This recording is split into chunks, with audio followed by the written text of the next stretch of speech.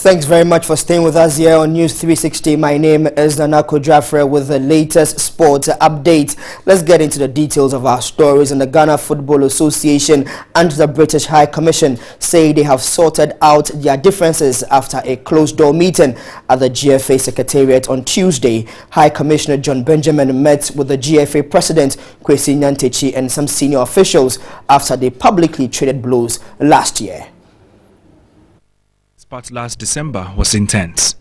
The High Commissioner, Benjamin, had questioned the GFA's running of football in Ghana and suggested not enough of its gains was slipping down to the grassroots. The Ghana Football Association responded by questioning his qualification to speak on issues relating to Ghana football. Now the two bodies say they have buried the hatchet and look forward to some long-term projects together. We are not enemies with the High Commissioner. We are very good friends. We are very, very good friends. He likes Ghana so much, and he's a very passionate person when it comes to issues on society, on soccer, and so forth and so on. We like him. He shares his views with us. He's very objective. He is not the type that refrains from sharing his opinions on topical issues in public. And we really respect him. We are building on this relationship to improve the level of the game in Ghana, because the United Kingdom is far more developed in the area of football than Ghana. We can only learn from them. And he has assured that he is also committed to helping us to develop our game back at home. Benjamin says the two parties discussed some sensitive issues and are hoping to collaborate on several other fronts going forward.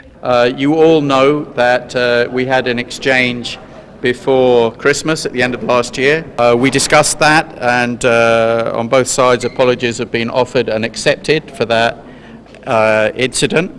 We did also discuss cooperating in a number of areas.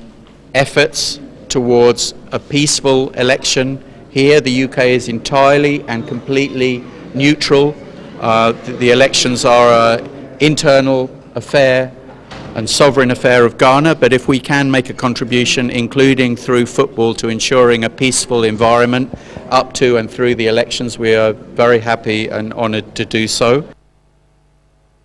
Let's do some more sports stories here, where Ghana coach Avram Grant is due back in Accra next week, some 2 weeks ahead of a 2017 Nations Cup qualifier against Mozambique. The Israeli has been away from post since December, prompting the GFA to demand his return.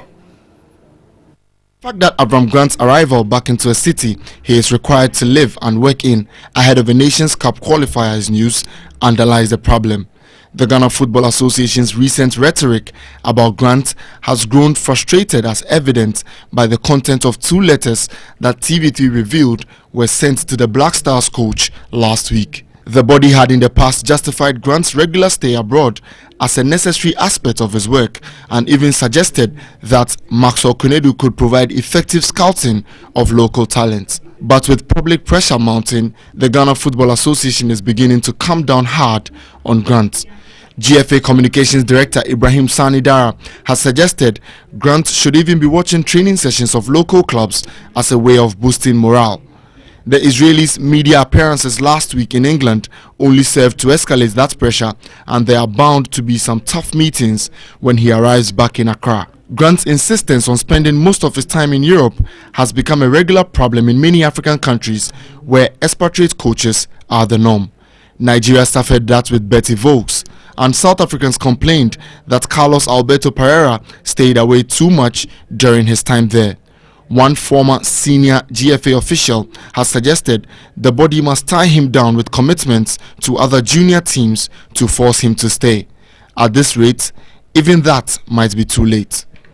In our final news from the world of sports, there is a star cast for the L'Oreal's World Sportsman of the Year, with Lionel Messi up for honor alongside Usain Bolt, Novak Djokovic, golfer Jonathan Speight, and basketball player Stephen Curry.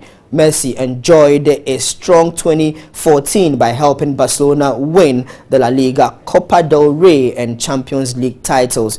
Lewis Hamilton, meanwhile, claimed his second straight Formula One world title, while Novak Djokovic won 3 of the 4 Grand Slam singles titles on offer in his most dominant season. Usain Bolt is also a nomination list after sweeping the sprint board at the World Athletics Championship with 3 gold medals. 21-year-old golfer Jordan Spieth won 2 golf majors and became world number 1. Stephen Curry earned a place in the prestigious list after leading the Golden State Warriors to the NBA championships, when he was also named the most valuable NBA player. The winner will be announced at a ceremony on April 18th in Berlin. That's all the sports here on News 360. My name is Anako Jaffe. Thanks very much for staying with us.